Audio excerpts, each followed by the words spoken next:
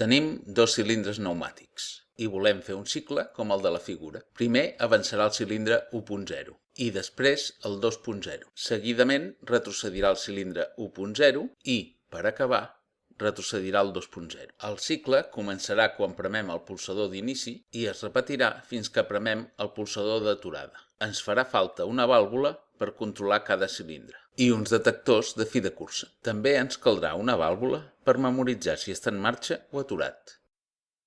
Els polsadors controlen si el cicle està en marxa o aturat. Si el cilindre 2.0 està enrere i el cicle està en marxa, ha d'avançar al 1.0. Quan el cilindre 1.0 arribi al final, s'iniciarà l'avanç del 2.0. Quan acaba d'avançar el 2.0, s'inicia el retrocés del 1.0. Finalment, a l'acabar el retrocés de l'1.0, s'inicia el del 2.0.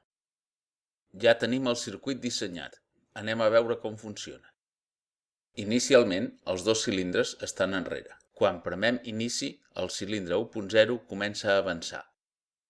Quan arriba al final, s'activa l'avanç del cilindre 2.0.